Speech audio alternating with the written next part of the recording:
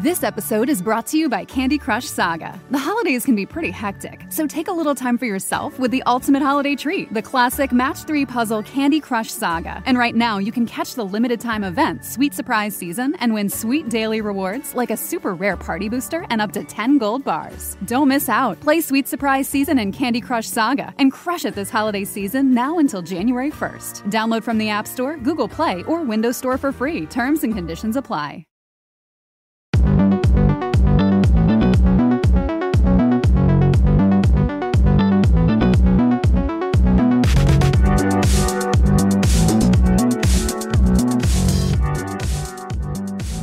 Well, welcome back to the Accelerating Revenue series. This is season 3 live. I am your host, Trisha Wiles-Ruiz. This is a series of transparent conversations with B2B marketing practitioners that unpack the challenges of the modern day marketer. And now we will get to talk to guests about what they're doing to overcome these challenges. Thanks for being here today as we are speaking to Ray Estevez. He is the Chief Information Officer actually here at TrueInfluence. And today we're going to be speaking about the changes to email privacy that are happening in our industry. Ray, thank you for being on the Accelerating Revenue series today.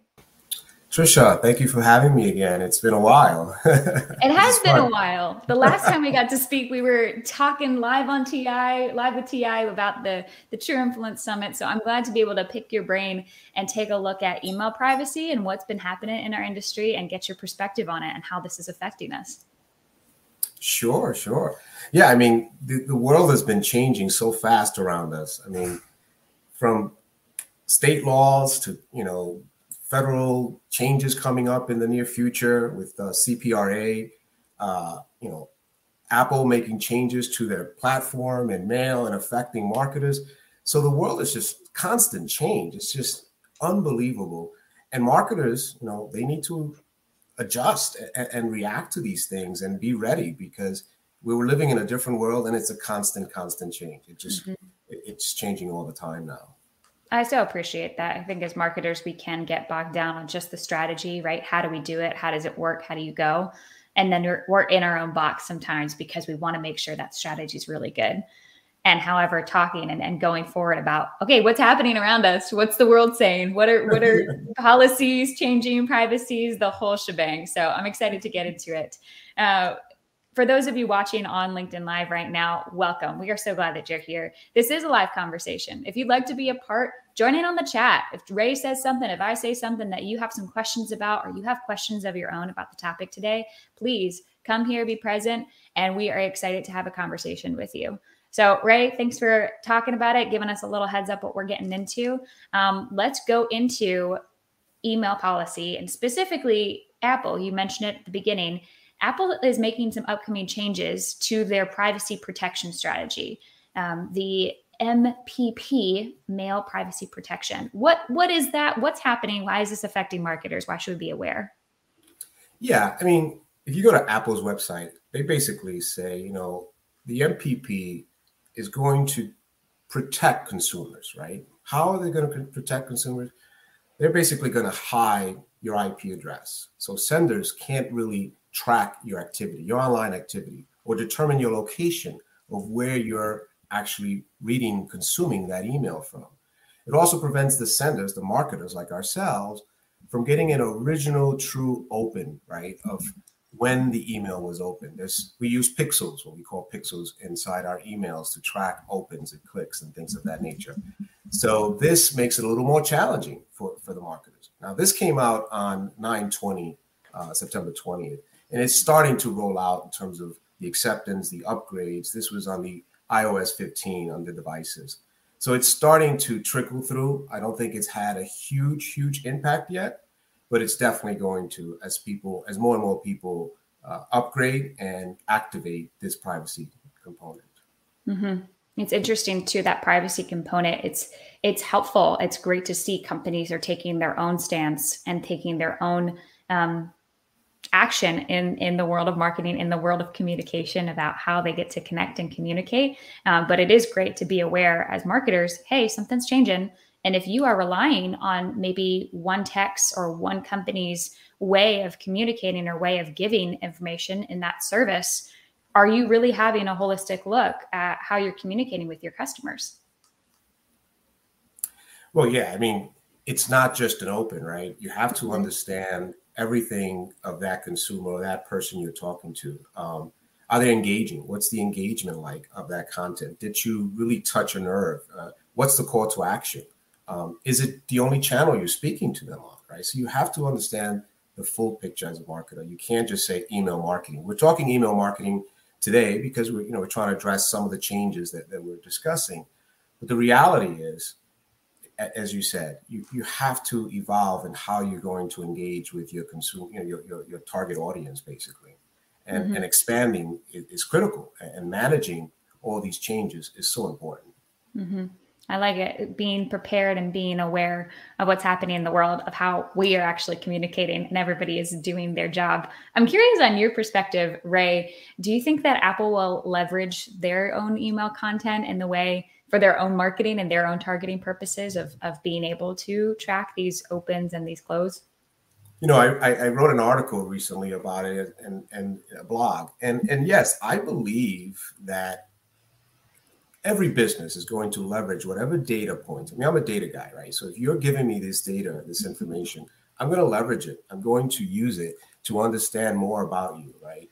So I believe that they will use the content that they're seeing from your emails to better target and position their ads and or the experience of the user. Now, some people may feel like that's a violation. So you're trying to protect me, but at the same time, you're learning more about me because you're the middleman. You're now holding the content of that email. You're seeing the images, you're seeing the content of that email, and you're learning more about me, and therefore you might use it. It might improve the experience, but some people may feel it's a violation. So I believe so, but we can't know for sure. I mean, you see what's going on with Facebook, right? Is Apple going to tell us the truth? I don't know. Maybe, perhaps, but. Oh man, Ray. These are the tough questions here. We're talking about some big companies. No, I love it because you're bringing awareness of the way that we get to be a part, right? That they're making their own decision. They're a company. They get to do this. That is their right and prerogative of how they get to structure the way that they communicate, the way that they communicate with their customers. But you also said data is so important, which I love that you're a data guy. We've chatted a little bit about why you like data so much and how you like seeing everything come together, which I just truly appreciate. It's been a small growth, or not a small growth, excuse me. It's a slow and steady growth working here at True Influence, being a lover of data. But talking about that email hygiene, right? Talking about it's not just an open, about those other things that you get to rely on. How can companies expand, right? That email hygiene, that when they're looking at that conversation and not just rely on opens as sign of delivery? What are some things and data points that you look at? Well, yeah, I mean, the key that most marketers were doing before was just doing a lot of emails. And if they open, they consider that message or that person is still there. They're active. They're opening that email. Therefore, that's still a valid email. There's a lot of other ways that we as technologists use to validate and verify information. How recently have they opened or clicked an email? Is it formatted correctly? When was the last time that you communicated with them? What's their response rate, their activity? And all these data points really can tell you more about just an open, right? The open was the main mechanism used in the past, and it still can be, because remember, this is only Apple that's being impacted today, and is in the Mail app of Apple, right? So if I'm using my iPhone and I'm using the Gmail app, this doesn't affect that. It's only when using the Mail app within the Apple device. So there's still a large contingency out there of people who will be opening and be able to record that. So that gives you some data points. Back to analytics, you can use that as a sample to get an idea as what is your true open rate? And math data won't lie, right? You can get very close to the percentage of what the open rate should be for this campaign, just using those components. So don't rely just on the opens to tell you about deliverability or the quality of that email. You got to look at the entire picture. And that's what I, am focusing on. So I love that you said that, and you're taking that sample, you're giving an example of, hey, who is saying yes to having the door open? You made me think about what you said at the beginning. We've watched things change. We've watched the industry change around us, the way we communicate. And it reminded me of when you used to do business. We talked about it last week. It used to be like you had a file. You would pass that file along. You'd have to make some notes, and that's how business would get done. The same sort of thing. Like, what is the first glance that will someone open the door for you to start a conversation, right? Email. Some companies have their buyer's journey set up in specific ways where email is not the first touch. And that gets to be all a part of strategy, which is a whole other topic we can get into in another episode, right? Let's not go down that rabbit hole yet. But the understanding of email right now about opening that door of saying, are we going to have a conversation? But that there's so much more to inside of what's happening. Can you talk about some of those different ones? We know click-through rates, right? Call actions of, yeah, you've opened the door. Are you actually engaging? Is there something happening in this email? Is there some sort of conversation back and forth? Can you talk about the weight of click-through rates that marketers should be focusing on? And then follow up to that, let's talk about next year and how we can be planning for that. Sure. I mean, up to now, some marketers were heavily dependent on the open rates, and that justify the ROI of their customers. And it was sometimes overstated.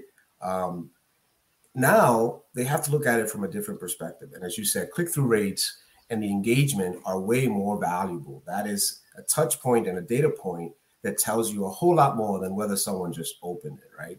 So this information is critical for marketers to justify their spend, right? They're getting budgets to these campaigns. Well, what is the true ROI? What is the engagement? What items are working within the content? What is the message? What is the creative? A lot of testing, A/B testing that happens in email marketing. It's critical to these marketers. So now all these things are becoming more important than ever before to tell that story of the investment that your customer just made. You can't just say, we had a great 20% open rate, which, usually is highly overrated, as I said, or overestimated. So I think you have to tell a complete picture. What was an open rate, whether it was estimated based on data and analytics, and you can support that and feel very confident that the data can support that. What is the click rates? The click rates won't lie. Those are actual activities going to your server that you're tracking that click and that activity. Which link that they clicked on? What's calling their attention? What content? What image? What's the message? What's the call to action? Are they doing some other step, downloading a white paper or watching a video?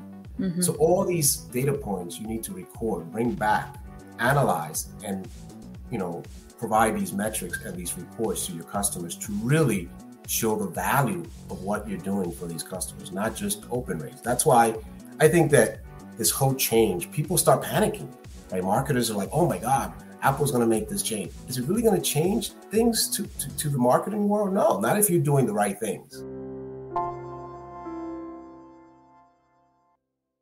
This is it. The putt to win the tournament. If you sink it, the championship is yours. But on your backswing, your hat falls over your eyes. Is this how you're running your business? Poor visibility because you're still relying on spreadsheets and outdated finance software? To see the full picture, you need to upgrade to NetSuite by Oracle. NetSuite is the #1 cloud financial system to power your growth. With visibility and control of your financials, inventory, HR, planning, budget, and more, NetSuite is everything you need to grow, all in one place. With NetSuite, you can automate your processes and close your books in no time while staying well ahead of your competition. 93% of surveyed businesses increased their visibility and control after upgrading to NetSuite. Over 27,000 businesses already use NetSuite. And right now, through the end of the year, NetSuite is offering a one-of-a-kind financing program to those ready to upgrade at netsuite.com/C-Suite. Head to netsuite.com/C-Suite for special end-of-year financing on the #1 financial system for growing businesses. netsuite.com/C-Suite. Now, those marketers that were just relying on opens, they might have a problem for sure. Well, it's going to make them better, right? Ray, you just took us through fantastic way to look at the data, look at what can happen inside email marketing.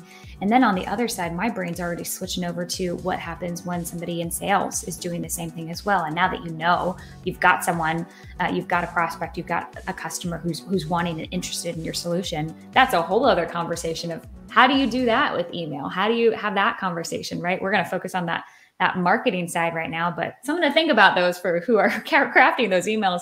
Hey, how are you doing that in sales? How are you doing that communication?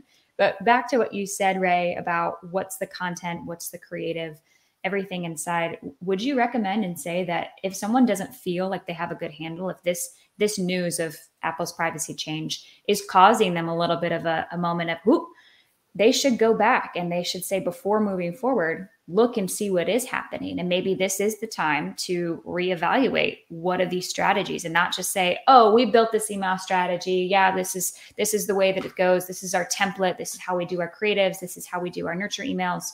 But actually go back and analyze. Absolutely. I mean, they have to take a step back, right, and look at the entire process, and not just, looking at email, but as we talked earlier, what are the other touch points? An omni-channel approach to communicating and driving that message. Now that you're relying less on these opens, you have to look at the entire picture, right? And looking at how someone engages with your content is critical, right? But where? What is email your main driver? Like you said, it may not be your first touch point. Maybe you did a banner ad, digital display ad, right? Mm-hmm. And then next time they got the email, they already had some reference point of that ad or message. So what are the tracks? What are the path what is the journey that this marketer is getting through the funnel to get to the point where they're engaging with you and maybe making a purchase? So you're right. Everything has to be reviewed, revisited, and thought through clearly in order to be successful, because just email marketing on its own and relying solely on opens is no longer the case. I mean, that ship sailed some time back for sure. I love it. You said reviewed, revisited, and what was that last phrase you said? There was 2 R's, and I was like, I can remember it. I can write it down. It's great for marketers, right? We're at the end of Q4, and we need to make sure for next year, if we're going to do 2022 planning, look at the way we did strategy this past year. Did it work inside your company? What things were broken? What things worked well? And reviewing and revisiting something that maybe was built a year ago because of what's changed, because of how the message of your company has changed. What if it's the message of your product, right? Your solution? What tweaks need to be given so that you are using this omni-channel approach that is actually speaking to your customer in a holistic way? Yeah, I mean, the channel is critical nowadays, right? There's, text messaging, obviously we're talking about first party data, right? There's certain things you can't do through third party data. That's a whole different conversation we can get into. But if these are your customer lists, your customer emails, that you have permission to talk to them, mm-hmm. and, you got to leverage these other touch points, whether it's text messaging, SMS, whether it's digital display, whether it's a video, whether it's social media, surround them with your message. CTV and streaming is such a new component, but all these channels have to be tied together. There's got to be consistency in the brand and the messaging, and you got to find your customers where they're at. They're everywhere. We're no longer just email. Email is still valuable. I'm an email guy, way back when, so I still love email and I think it works, but it's not the only thing. You have to leverage all these other touch points to make it a true omni-channel strategy. I love it. A true omni-channel strategy. You also mentioned we're going to get into programmatic CTV with Praveen in a little bit too. And in this season, I'm excited for that conversation because you're so right. We are everywhere as customers. I myself, if I claim myself to be a user, right, I'm part of the ecosystem in the B2B marketplace, right? I know that my name and my email is out there. My contact record is out there. Absolutely. I see things. I see commercials and I'm like, all right, I'm at my downtime and I'm seeing things relate to my business world, or I'm at the airport, I'm picking up on where the marketing's going. Ray, this is awesome conversation. I want to draw attention to the chat right now. We've got lots of highs, lots of hellos that are here on LinkedIn Live. We've got a question as well, though, too, about the future of email marketing and the rules and regulations. We've got what would be the outcome of email marketing in the future, keeping in mind the rules and regulations for this coming year in 2022. Is there anything specific that you see coming up that we need to be a little bit mindful of? Sure. I mean, CCPA, from California law came out some time back, and there's a lot of states right behind it. They're all lining up to follow that role model, right? And now with CPRA, there's some additional regulations and enforcements that are being applied. That's coming up real soon in California. So things are getting more challenging, especially for marketers that need to reach a broader audience, right? The top of the funnel. And sometimes that's why we go to third-party market list to market, because you don't have a large enough internal list of prospects and customers. So you got to start somewhere. You have to get your message out there. So that's where I was talking about before about different levels of data. You got zero-party data, which again, I wrote an article about zero-party data recently, first-party data, second-party data, third-party data. I'm like, wow, all these different levels of data.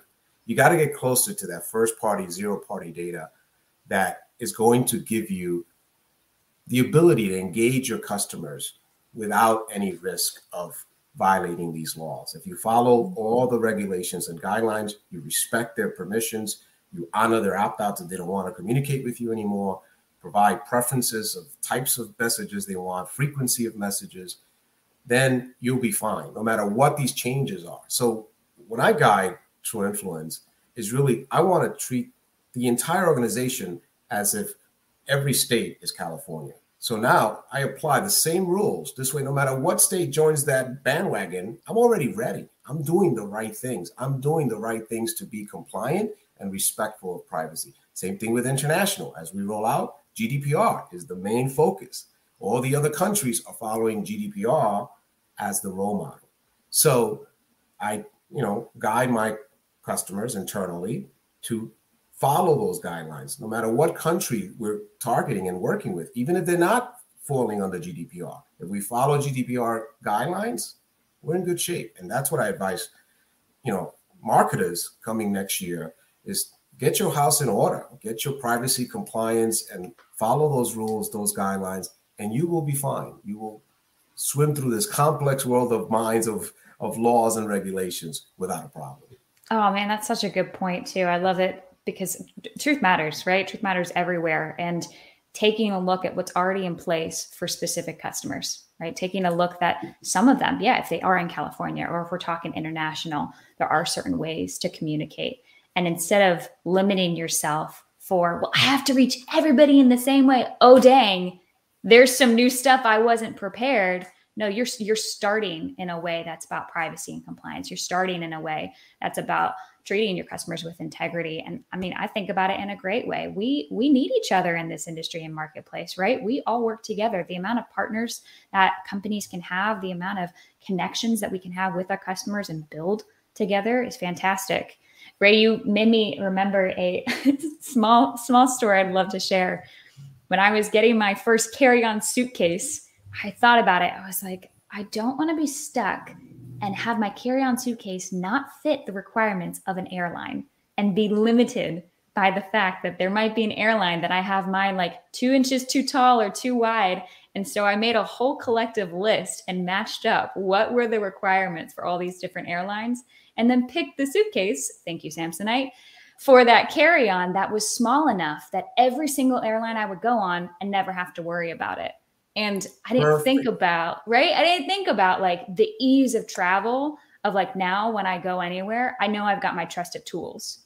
And so when you're going and you're communicating with your customers, are you walking forward with trusted tools? Are you walking forward with trusted data? Are you walking forward and communicating in a way that you don't have to worry and you're not thinking about and in fear of what's coming, but you're walking forward and you're pushing forward so that if something comes, you're right there and you're ready.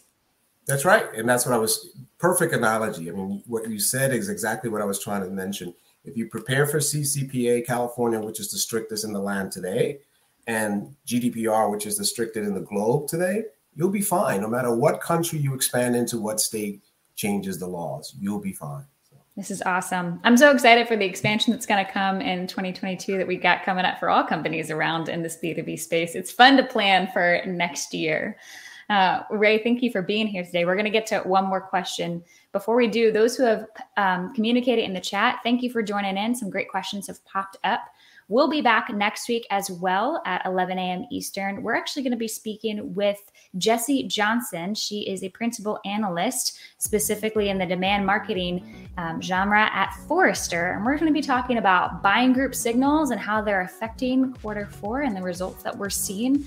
We know how important it is to communicate with the right customers, but also know that those customers, they come in a group. They do not just be walking through this whole industry and world as a single entity. We get to talk to our customers as these buying groups, which is fantastic.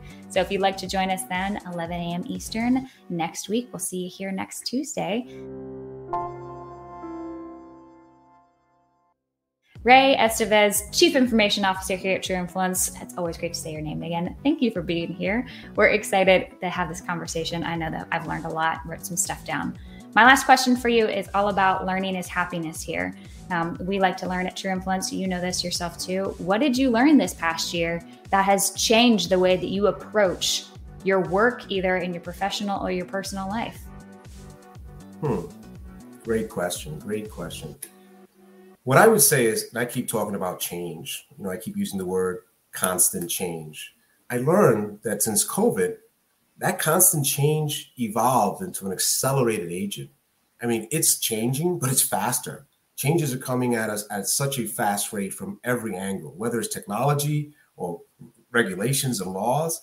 So it's like, now that I understand that change is happening, excuse me, that I need to be prepared, right? So I've been doing a lot more research and learning and preparing for everything that affects my world, whether it's in technology, data, or privacy.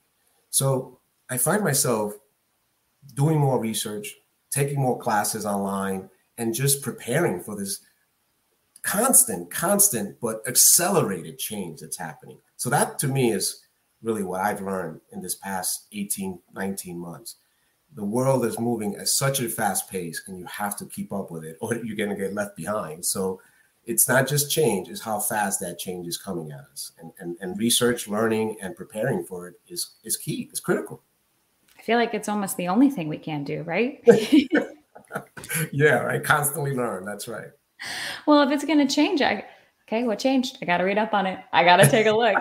I love it, right? We got it. Right. I mean, from the simplest thing from, hey, my HOA changed my rules versus to, hey, now globally email is being changed the way we can communicate. I love it, right? That's great to think about.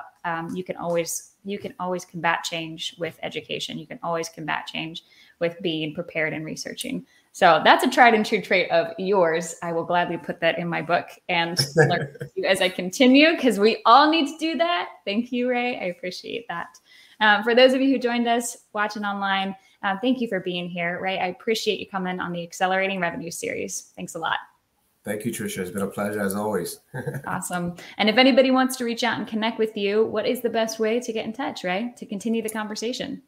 I'm always on LinkedIn, so connect with me on LinkedIn. Ask me any questions. I'm a big proponent of mentoring, young students in the world of technology and STEM careers. So those that are just starting their journey, reach out to me. I'm more than always willing to help and give some advice. So thank you. Absolutely. Please. Hey, that happened. Someone just offered to mentor, which we all need mentors. So somebody better go and message Ray right now. I love it. Ray, thanks for being a part. And they get to find you on LinkedIn. We appreciate you being on the series today. Thank you so much. Have a great day.